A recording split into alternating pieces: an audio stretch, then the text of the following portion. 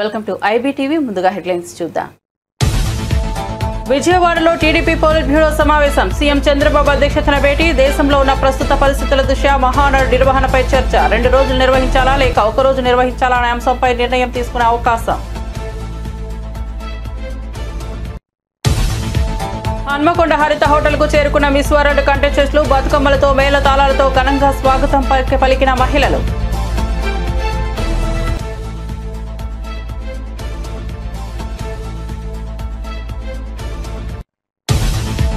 BJP నేతలకు MLC Addanki Dayakar సవాల్. అబద్దాలు ప్రచారం చేయడంలో బీజేపీ నేతలు తిట్టా అని వెల్లడి. ఎన్వీఎస్ఎస్ ప్రభాకర్ చెప్పినట్లు జూన్ 2 లేదా డిసెంబర్ బీఆర్ఎస్ లో కాంగ్రెస్ విలీనం కాకపోవడం, రాష్ట్రంలో మీ పార్టీని రద్దు చేసుకుంటున్నారా అని సవాల్. అమెరికాలోని డల్లాస్ నగరంలో ఘనంగా తెలంగాణ ఆవిర్భావ దినోత్సవం. హైదరాబాద్ ను తెలంగాణను ప్రేమించే ఎన్ఆర్ఐలు డల్లాస్ లో జరగనున్న తెలంగాణ ఆవిర్భావ దినోత్సవం, బీఆర్ఎస్ రద్దుతోస్తో వేడుకల్లో తప్పక పాల్గొనాలన్న శ్రీనివాస్ యాదవ్.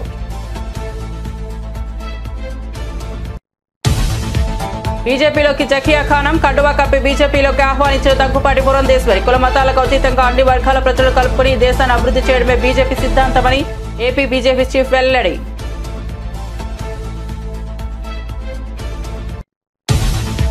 మహారాష్ట్ర సీఎం ఫడ్నవీస్ తో రోహిత్ శర్మ భేటీ. రాజకీయ ప్రవేశంపై ఊహాగానాలు. రోహిత్ రాజకీయ ప్రవేశంపై సోషల్ మీడియాలో చర్చ. టెస్ట్ క్రికెటర్ కు రిటైర్మెంట్ ప్రకటించిన రోహిత్ శర్మ. 11 ఏళ్ల టెస్ట్ కెరీర్లో 67 మ్యాచ్ల్లో 4,301 పరుగులు. డబ్ల్యూటీసీ చరిత్రలో భారత్ తరపున రోహిత్ అత్యధిక పరుగులు. ఇక వార్త వివరాల్లోకి వెళ్తే, విజయవాడలో ముఖ్యమంత్రి చంద్రబాబు నేతృత్వంలో టీడీపీ పొలిట్ బ్యూరో సమావేశం జరిగింది. దేశంలో నెలకొన్న ప్రస్తుత పరిస్థితుల దృష్ట్యా మహానాడు నిర్వహణపై ఈ భేటీలో కీలకంగా చర్చించారు. ఈసారి మహానాడు 2 రోజుల పాటు నిర్వహించాలా, ఒకే ఒక్క రోజు నిర్వహించాలా అనే అంశంపై నేతల మధ్య సుదీర్ఘ చర్చలు జరిగాయి. సమావేశం అజెండాలో పార్టీలోని శ్రేణులపై ఉన్న అక్రమ కేసులు ఎత్తివేత అంశం కూడా చర్చకు వచ్చేది. ప్రస్తుతం దేశంలో యుద్ధ వాతావరణం తగ్గడంతో పాటు రాష్ట్రంలో పరిస్థితులు అనుకూలంగా ఉండటంతో మహానాడు నిర్వహణపై తుది నిర్ణయం తీసుకునే అవకాశం ఉన్నట్లు సమాచారం. రాజకీయ కార్యాచరణ అంశాలపై కూడా చర్చ కొనసాగుతోంది.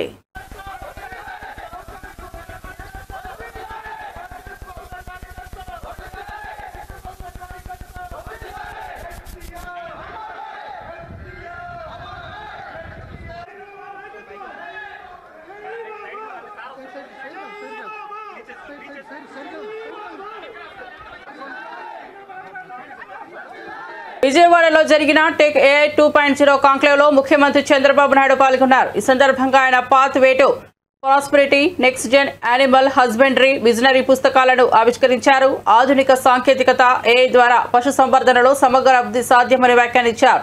వ్యవసాయ రంగంలో దేశంలో ఏపీ మొదటి స్థానంలో ఉందన్నారు. పరిశ్రమలు రావడం ద్వారా ఆదాయం, ఉపాధి రెండూ పెరుగుతాయని చెప్పారు.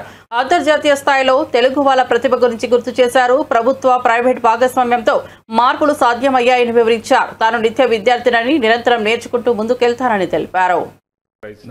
రెడీగా ఉండాలి, మినిమం మ్యాక్సిమం. కమర్షియల్ లేకపోతే సర్వైవ్ అవుతాను, రెండూ ఉండాలి కదా. ఇప్పుడు గవర్నమెంట్ చూడ డైరెక్టర్ గారు, ఇప్పుడు ఏదైనా ఇండియాలో ఎక్కడ సక్సెస్ అయింది వీళ్ళది ఒకటి ఉంది, ఇంకా కొన్ని ఉన్నాయి. ఏది సక్సెస్ అయింది, ఎంతవరకు మీ నోటీస్కి వచ్చాయి?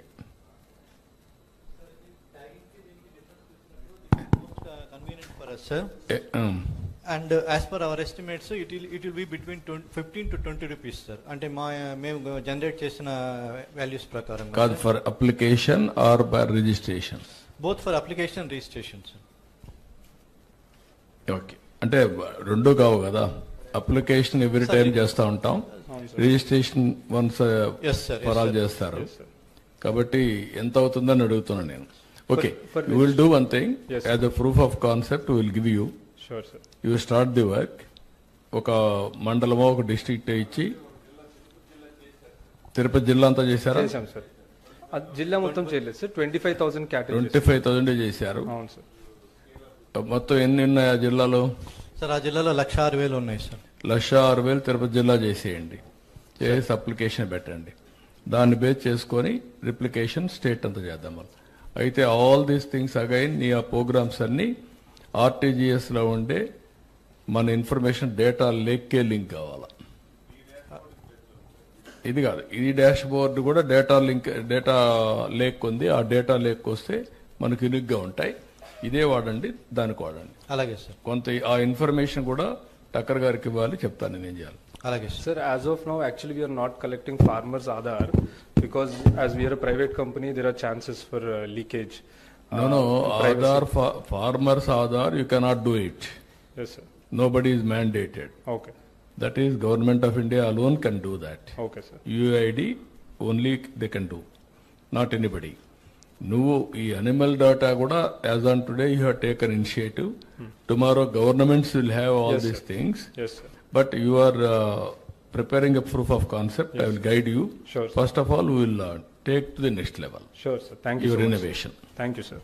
తెలంగాణలో ప్రజాప్రభుత్వం అధికారంలోకి వచ్చిన తర్వాత గృహ నిర్మాణంపై ప్రత్యేక దృష్టి సారించినట్లు ఉప ముఖ్యమంత్రి బట్టి విక్రమార్క పేర్కొన్నారు. గత ప్రభుత్వం 10 ఏళ్ల పాటు డబుల్ బెడ్రూమ్ ఇల్లు ఇస్తామంటూ ప్రజలను మోసగించిందని ఆరోపించారు. ఇప్పుడు ప్రతి ఇంటికి 5 లక్షలతో సంవత్సరానికి 3,500 ఇళ్లు మంజూరు చేస్తున్నామని తెలిపారు. ఈ ఒక్క ఏడాదిలోనే 22,500 కోట్ల వ్యయంతో ఇందిరమ్మ ఇల్లు పథకాన్ని పురోగతిలోకి తీసుకొచ్చామని వెల్లడించారు. సామాన్యులకు న్యాయం జరిగేలా ప్రజాప్రభుత్వం కృషి చేస్తోందని పేర్కొన్నారు. తెలంగాణలో గృహ కలను నెరవేర్చేందుకు ప్రభుత్వం సంకల్పంతో ముందుకు సాగుతోందని స్పష్టం చేశారు. ఇల్లు లేనటువంటి పేద ప్రజానికం సంఖ్య పెరిగితే మన ప్రభుత్వం ప్రజల ప్రభుత్వం రాగానే ప్రతి ఇంటికి 5 లక్షల రూపాయలతో ఈ సంవత్సరమే ప్రతి శాసనసభ నియోజకవర్గంలో 3,500 ఇళ్లు శాంక్షన్ చేసి ప్రతి సంవత్సరం 3,500 ఇళ్లు శాంక్షన్ చేసుకుంటూ పోతాం. రాబోయే ఈ మొత్తం 5 సంవత్సరాల్లో నాకు తెలిసి ప్రతి శాసనసభ నియోజకవర్గంలో ఇల్లు లేనటువంటి వాళ్ళందరికీ ఇల్లు వచ్చేటట్టుగా ఒక ప్రణాళికాబద్ధంగా ముందుకు పోతాం. ఈ ఒక్క సంవత్సరమే 22,500 కోట్ల రూపాయలతో ఇందిరమ్మ ఇల్లు శాంక్షన్ చేసే కార్యక్రమం ముందుకు పోతాం. అలాగే గిరిజన కుటుంబాలకి ఆ రోజుల్లో కాంగ్రెస్ ప్రభుత్వం ఇచ్చినటువంటి ROFR పట్టాలుంటే అది ఒక 12,500 కోట్ల రూపాయలతో కొత్త పథకాలు తీసుకొని ముందుకు పోతాం. ఇలా ప్రతి కుటుంబంలో ఇటు రుణమాఫీ, రైతు భరోసా, ఇందిరమ్మ ఇల్లు, లేకపోతే ఉచిత బస్సు రైడు, 200 యూనిట్ల కరెంటు, లేకపోతే రాజు యువ వికాసమో, లేకపోతే రాజు ఆరోగ్యశ్రీనో, ప్రతి పథకం ద్వారా వాళ్ళకి సంవత్సరానికి పెద్ద ఎత్తున కొన్ని వేల రూపాయలు వాళ్ళకి ఆదా అయ్యేటట్టుగా ఈ రాష్ట్ర ప్రభుత్వం కల్పిస్తూ ముందుకు పోతా ఉంది. కొద్ది రోజుల్లోనే ప్రతి కుటుంబానికి రాష్ట్ర ప్రభుత్వం ద్వారా ఏ పథకం ద్వారా ఎంత వచ్చిందో లెక్కలతో సహా విడుదల చేయబోతా ఉన్నాం. తెలంగాణ సచివాలయంలో 4 నూతన సమాచార కమిషనర్ల ప్రమాణ స్వీకార కార్యక్రమం ఘనంగా జరిగింది. ముఖ్య అతిథిగా రాష్ట్ర ముఖ్యమంత్రి రేవంత్ రెడ్డి హాజరై వారిని అభినందించారు. కార్యక్రమంలో పివి శ్రీనివాసరావు, మొసీనా పర్వీన్, దేశాల భూపాల్, అయోధ్యారెడ్డి ఒక్కొక్కరిగా రాష్ట్ర సమాచార కమిషనర్లుగా ప్రమాణం చేశారు. ప్రజలకు సమాచారం అందించే బాధ్యత వహిస్తున్న ఈ పదవిలో పారదర్శకత పాలనకు వారు తోడ్పడాలని సీఎం ఆశాభావం వ్యక్తం చేశారు. కొత్త కమిషనర్లు ప్రజల అభ్యర్థనలను సమర్థవంతంగా పరిష్కరించేలా వ్యవహరించాలని ప్రభుత్వ ప్రధాన కార్యదర్శి సూచించారు.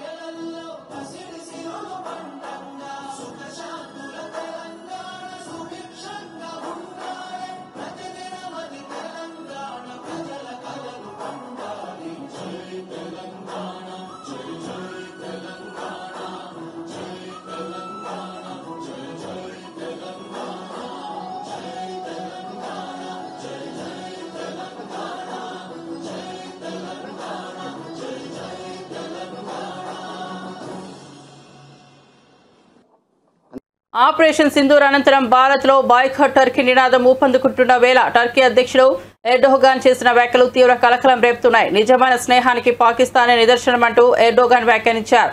భవిష్యత్తులో పాక్కు తాము అండగా నిలుస్తామని కూడా భరోసా ఇచ్చినట్లు సమాచారం. ఈ వ్యాఖ్యలపై భారతీయులు తీవ్రంగా స్పందిస్తున్నారు. ఇప్పటికే టర్కీ ఉత్పత్తులపై దేశవ్యాప్తంగా వ్యతిరేకత వ్యక్తమవుతున్న వేళ ఎర్డోగాన్ ప్రకటనతో బహుళంగా విమర్శలు వెల్లువెత్తుతున్నాయి.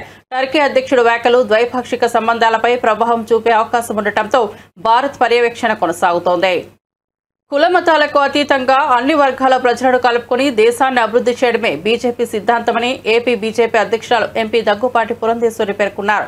ఈ సందర్భంగా జకియా ఖానంను పార్టీ కండువా కప్పి బీజేపీలోకి ఆహ్వానించారు. రాష్ట్రంలో బీజేపీ బలపడేందుకు అన్ని వర్గాల మహిళలు ముందుకు రావడం సంతోషకరమని పురంధేశ్వరి తెలిపారు.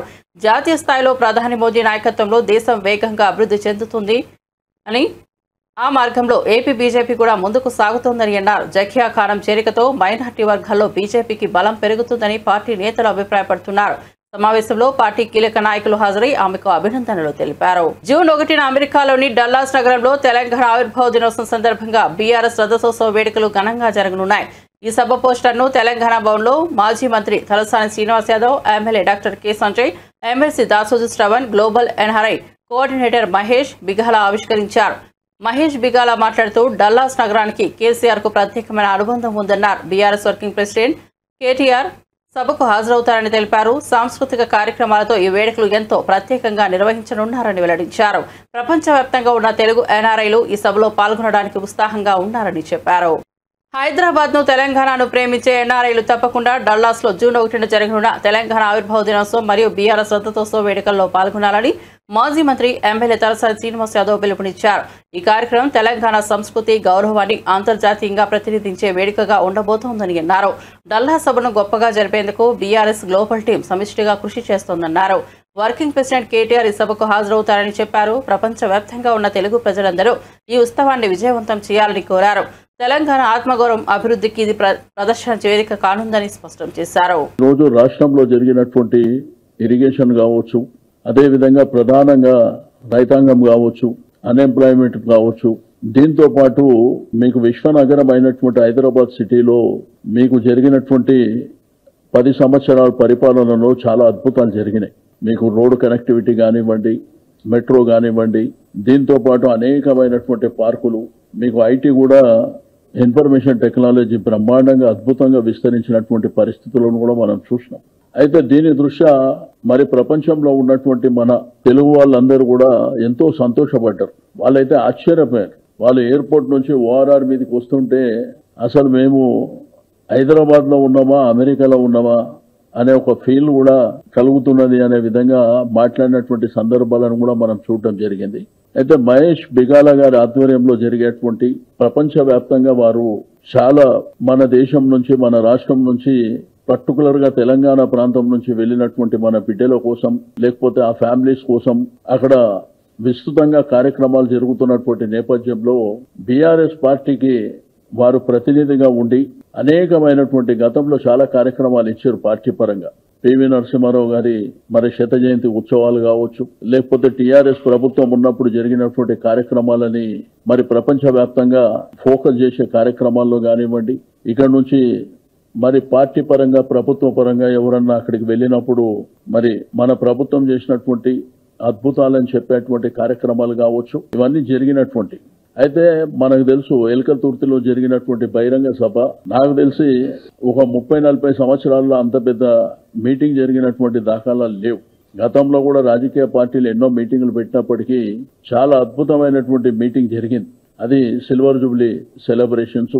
అంటే పార్టీ ఆవిర్భావం 2001లో మరి తెలంగాణ కోసం పుట్టినటువంటి పార్టీ 25 వసంతాలు పూర్తి చేసుకొని చాలా అద్భుతంగా జరిగినటువంటి సందర్భంలో మేము కూడా ఒక ఎన్ఆర్ఐగా ప్రపంచవ్యాప్తంగా కూడా ఈ కార్యక్రమాలు చేస్తామని చెప్పి మరి మహేష్ బిగాల గారు కేసీఆర్ గారిని అడగడం, వారు ఒప్పుకొని చేయండి బ్రహ్మాండంగా మంచిగా ఉంటుంది అనేటువంటి సందేశం వారు ఇచ్చినప్పుడు వీరు వెంటనే డల్లాస్ లో ఉన్నటువంటి మన తెలంగాణ బిడ్డలు, అదేవిధంగా తెలుగు బిడ్డలు కావచ్చు, మరి అక్కడ మహేష్ తన్నీర్ గారితోని మాట్లాడిన తర్వాత డల్లాస్ లో జరిగితే బాగుంటుంది, మరి మా యొక్క కార్యనిర్వాహక అధ్యక్షుడైనటువంటి యంగ్ అండ్ డైనమిక్ కేటీఆర్ గారు వారు కూడా వారి యొక్క చదువు, వారి యొక్క ఉద్యోగం అమెరికాలోనే చేశారు కాబట్టి మరి వారు చేసినటువంటి అద్భుతాలను బేస్ చేసుకొని వారిని చీఫ్ గెస్ట్ గా పిలిస్తే బాగుంటుందని వీళ్ళు అడగడం, వారు కూడా వస్తానని చెప్పడం రెండు ఉన్నాయి అక్కడ.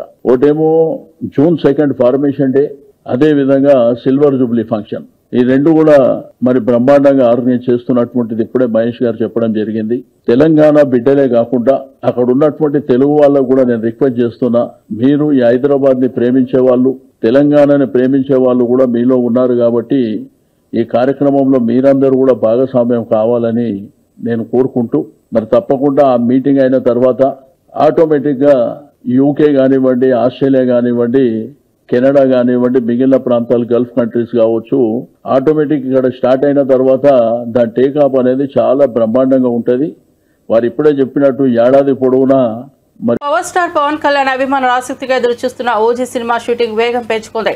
బుధవారం నుంచి పవన్ కళ్యాణ్ సెట్లోకి అడుగు పెట్టారని చిత్ర నిర్మాణ బృందం అధికారికంగా ప్రకటించింది. ఇప్పటికే హరిహర వీరమల్లు చిత్రీకరణ పూర్తి చేసిన పవన్ ఇప్పుడు ఓజీపై ఫోకస్ పెట్టారు. ముంబై మాఫియా నేపథ్యంలో తెరకెక్కుతున్న ఈ చిత్రంలో ఆయన ఓ పవర్ఫుల్ గ్యాంగ్స్టర్ గా కనిపించనున్నారు. ప్రియాంక అరుల్ మోహన్ కథానాయికగా నటిస్తుండగా బాలీవుడ్ నటుడు ఇమ్రాన్ హష్మి విలన్ గా కనిపించనున్నారు. ఈ షెడ్యూల్తో సినిమాను పూర్తి చేయాలని దర్శకుడు సుజిత్, నిర్మాత డివివి దానయ్య భావిస్తున్నారు. బీఆర్ఎస్ ఎమ్మెల్సీ కవిత కొత్త పార్టీ ప్రారంభించనున్నారన్న వార్తలపై రాజకీయ వర్గాల్లో చర్చ కొనసాగుతోంది. ఈ నేపథ్యంలో కాంగ్రెస్ నేత సామ రామ్మోహన్ రెడ్డి స్పందించారు. కవిత కొత్త పార్టీ పెట్టాలన్న ఆలోచనను స్వాగతిస్తున్నామని చెప్పారు. సొంత పార్టీ తన తండ్రి కేసీఆర్ కుటుంబ సభ్యులపై కవితకు అసంతృప్తి ఉందని వ్యాఖ్యానించారు. గతంలో తనను జైల్లో పెట్టిన వాళ్లను వదిలిపెట్టనని కవిత స్పష్టం చేయగా ఇప్పుడు అదే బీజేపీతో బీఆర్ఎస్ ఒప్పందం చేసుకోవడం ఆమెకు జీర్ణించుకోలేకపోయిందని చెప్పారు. దీంతో కవిత బాహాటంగానే తన అసంతృప్తిని వ్యక్తం చేస్తోందని సామ ఆరోపించారు. ఈ వ్యాఖ్యలతో తెలంగాణ రాజకీయాల్లో మరోసారి సంచలనం రేగింది. బారాసా నాయకురాలు కల్వకుంట్ల కవిత గారు మరికొన్ని రోజులల్లా ఒక కొత్త పార్టీ పెట్టాలనేటటువంటి యోచనని మేము స్వాగతిస్తూ ఉన్నాం.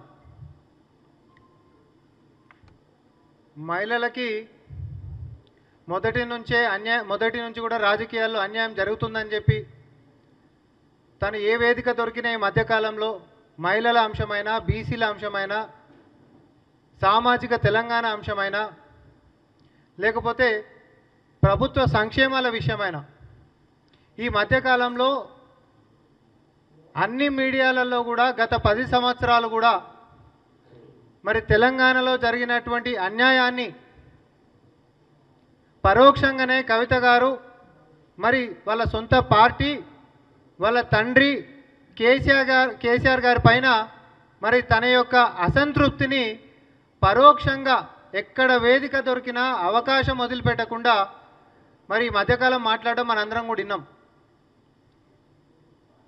అయితే దానికి ఉదాహరణలు కూడా మనం మాట్లాడుకోవచ్చు.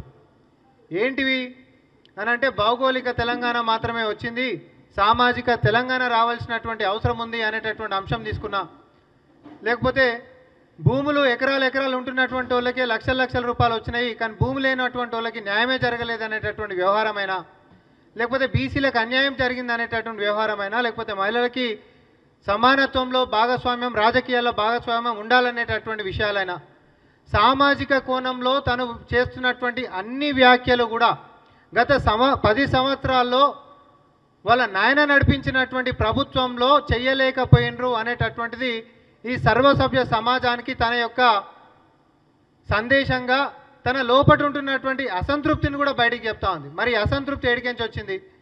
సొంత పార్టీ మీద, సొంత కుటుంబం మీద, తోడబుట్టినోళ్ళ మీద, లేకపోతే కన్న తండ్రి మీద.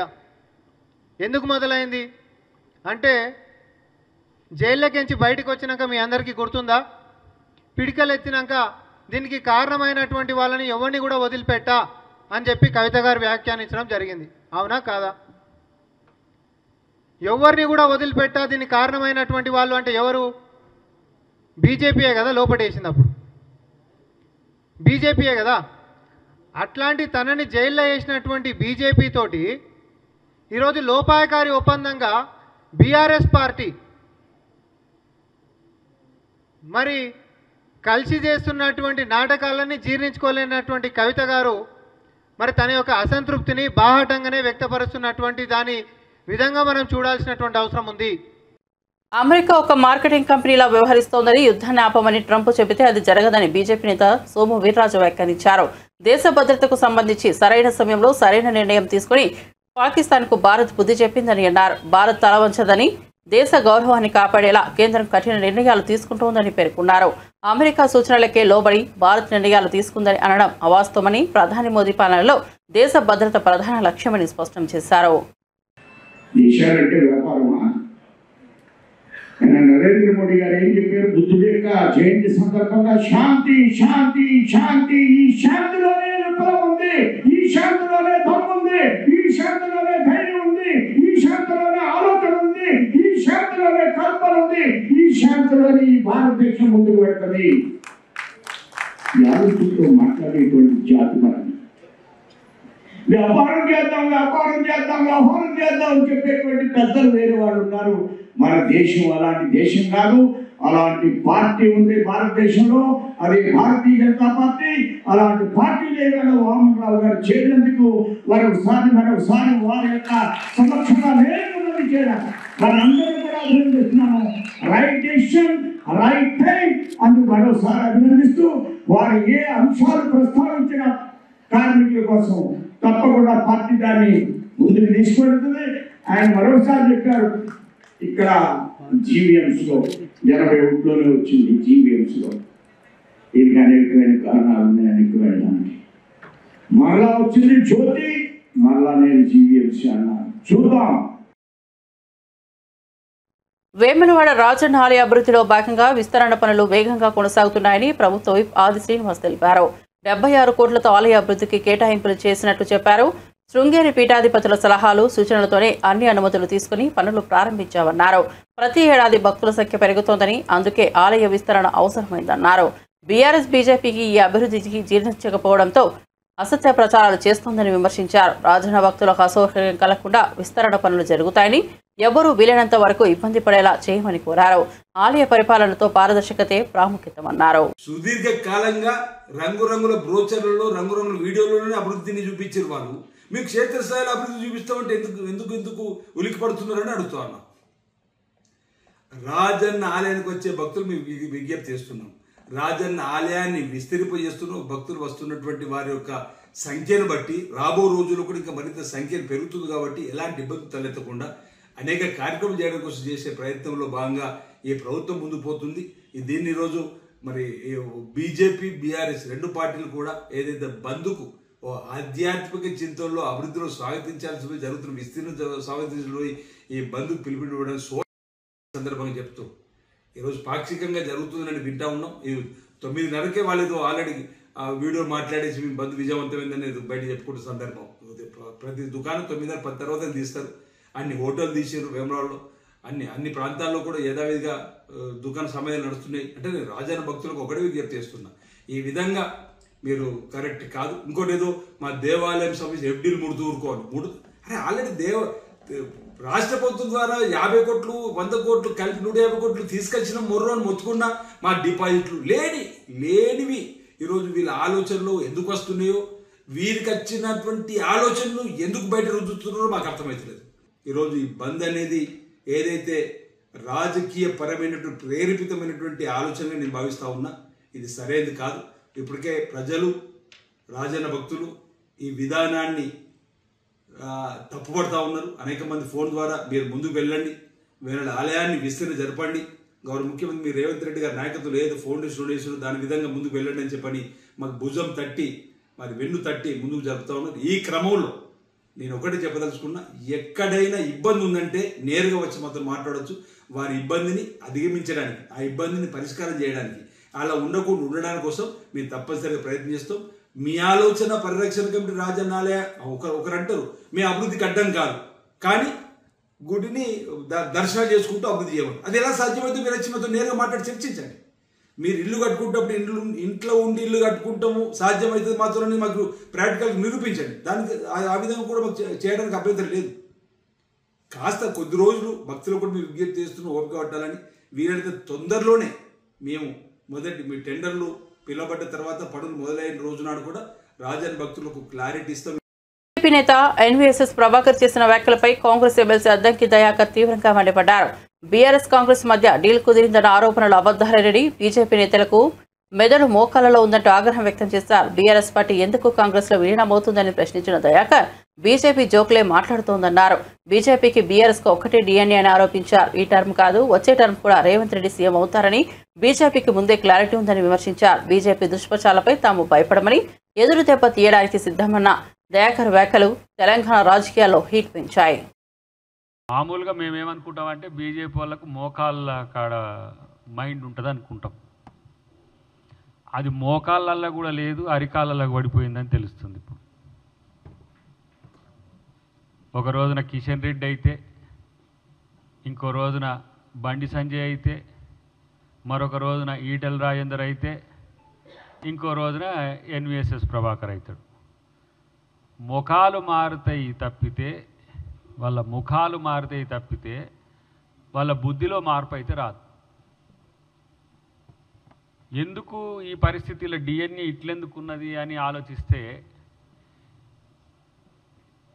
వాళ్ళకు అబద్ధాలను ప్రచారం చేయడం అనేది ఒక తంతుగా మారిపోయింది.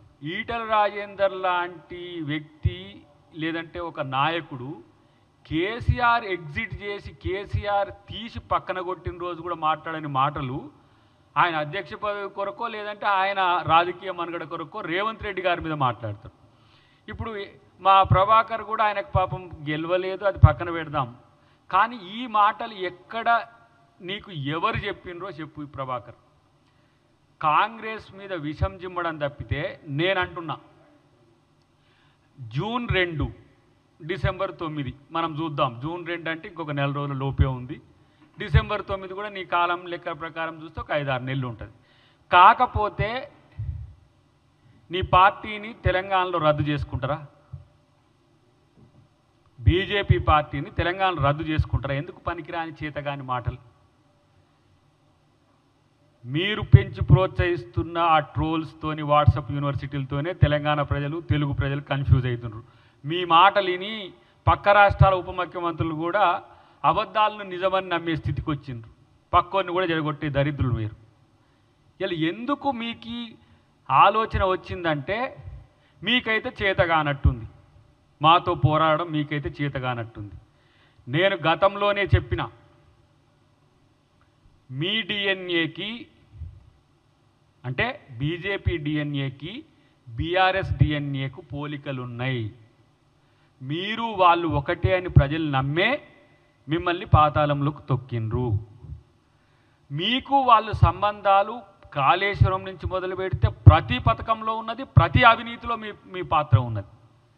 ఏ ఒక్క బిల్లుకు కూడా మీ వాళ్ళు వ్యతిరేకించలేదు, వాళ్ళు వ్యతిరేకించలేదు. బీఆర్ఎస్ ఏ ఒక్క ఏమంటారు దాన్ని, యాక్ట్లకు కూడా, నల్ల చట్టాలు కావచ్చు, లేకపోతే ఈ ప్రతి రాష్ట్రపతి ఎన్నికలు కావచ్చు, అసలు బీజేపీకి బీఆర్ఎస్ అంటుగొమ్మలాగా ఉన్నదని పదే చెప్పింది, ప్రజలు నమ్మిండ్రు. ఇప్పుడు కాంగ్రెస్కు బీఆర్ఎస్ని అంటగట్టాలని చూస్తున్న మీకు నిజాయితీగా నీకు దమ్ముంటే, ఇది ఎవరి మధ్యన డీల్ జరిగిందనే విషయం, డీల్ ఓకే అన్నావు కదా, ఎక్కడ జరిగిందో చెప్పే ప్రయత్నం చెయ్యి. ఇట్లనే గతంలో కూడా ఒక కారు కూత కూసి అంతా ఏమైందో నీకు తెలుసు. ఇప్పుడు నేను అంటున్నా, గతంలో కూడా నేను ఛాలెంజ్ చేసిన, ఈరోజు మీరన్న మాటల్లో అబద్ధం అనేది లేకుంటే మీరు ఆ వివరాలు ఎవరితో జరిగినో బయటపెట్టి బట్టగాల్చి మీదేస్తే ఈరోజు పరిస్థితి ఎట్లా ఉంటుందో గమనించుకో. బులెటిన్ ముగించే ముందు హెడ్లైన్స్ మరోసారి చూద్దాం. విజయవాడలో టీడీపీ పోలిట్ బ్యూరో సమావేశం. సీఎం చంద్రబాబు అధ్యక్షతన భేటీ. దేశంలో ఉన్న ప్రస్తుత పరిస్థితుల దృష్ట్యా మహానాడు నిర్వహణపై చర్చ. 2 రోజులు నిర్వహించాలా లేక ఒక రోజు నిర్వహించాలా అనే అంశంపై నిర్ణయం తీసుకునే అవకాశం. హన్మకొండ హరిత హోటల్ కు చేరుకున్న మిస్ వరల్డ్ కంటెస్టెంట్స్. బతుకమ్మలతో మేళ తాళాలతో ఘనంగా స్వాగతం పలికిన మహిళలు.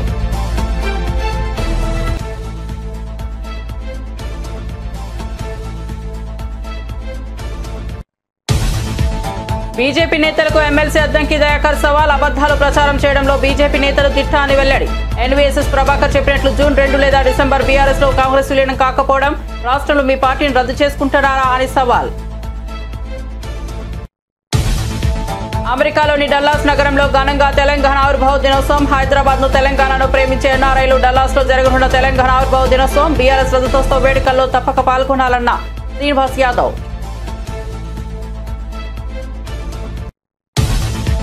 బీజేపీలోకి జకియా ఖానం కండువా కప్పి బీజేపీలోకి ఆహ్వానించిన దగ్గుపాటి పురంధేశ్వరి. కుల మతాలకు అతీతంగా అన్ని వర్గాల ప్రజలు కలుపుకుని దేశాన్ని అభివృద్ధి చేయడమే బీజేపీ సిద్ధాంతమని ఏపీ బీజేపీ చీఫ్ వెల్లడి.